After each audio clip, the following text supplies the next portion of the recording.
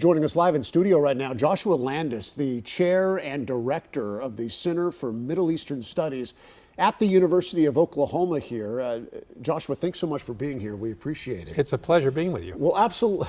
It's our pleasure to have you here because let's talk about this. You're an expert in the region. The war is expanding, both in scope, probably in time as well. So when it comes to us here in Oklahoma, talking about some of these economic impacts, how is this expanding scope going to be impacting Oklahomans and Americans? Well, it depends on how long it goes on. But if it goes on for a period of time, it's going to make inflation go up. Because as you talked about already, the gas prices have gone up. America uses 20 million barrels of oil a day. I mean, it's a lot of oil and gas.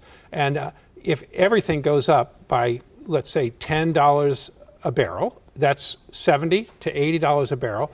That's a lot of money. That's $200 million a day in increased money that Americans are going to shell out for that oil. Also, we're spending billions of dollars for this war. And just the 3 planes that were shot down, each one was about $200 million. The ammunition is very expensive. So as these wars keeping one aircraft carrier unit over there with the battleships is another $6-7 million a day. So this adds up extremely quickly. As you know, in Afghanistan and Iraq, we spent $7 trillion over those two things. And this, hopefully it won't go on as long as those two wars, but it's going to be expensive. And America has $33 trillion worth of debt. So this will just be another ka-ching. Yeah.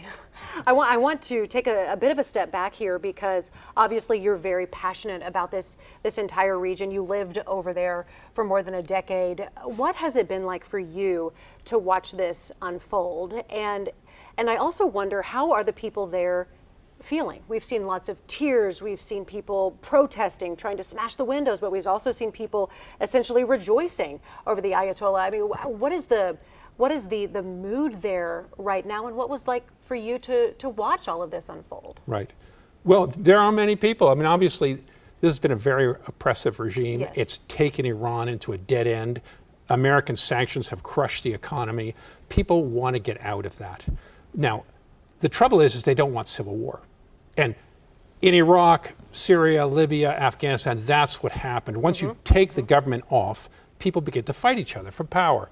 And my family, my wife's family, who lives in Syria, just had to leave the country and flee the country in March because there were massacres of their religious group.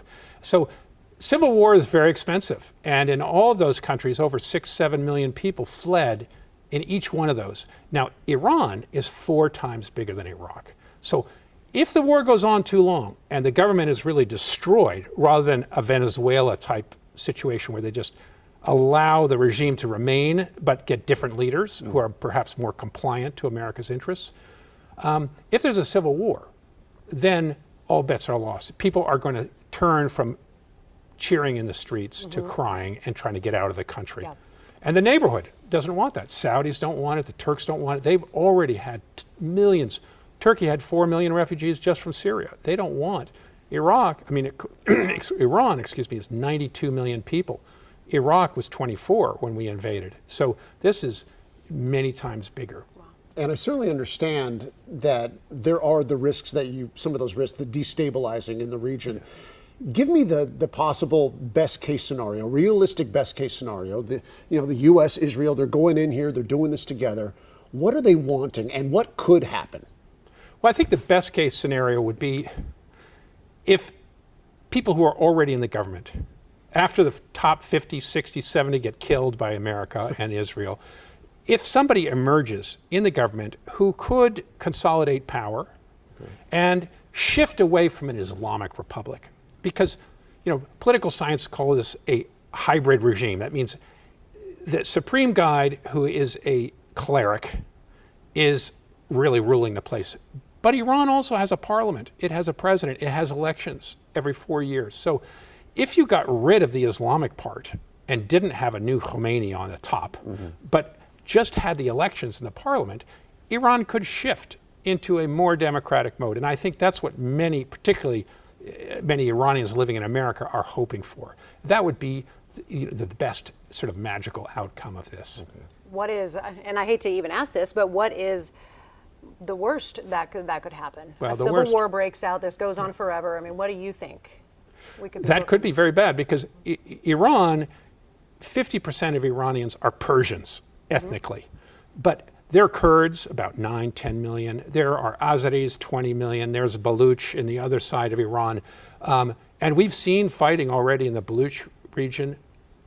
President Trump yesterday had a long phone call with Kurds in northern Iraq to try to help get Kurds organized in eastern Iran. So if those different ethnic groups begin grabbing power and want autonomy and the central government collapses, then things get very messy very quickly. Joshua Landis is the chair and director of the Center for Middle East Studies at OU. We very much appreciate thank your you. time and expertise. Well, it's a on pleasure this. being with you. Thank Thanks you, for having Joshua. me on.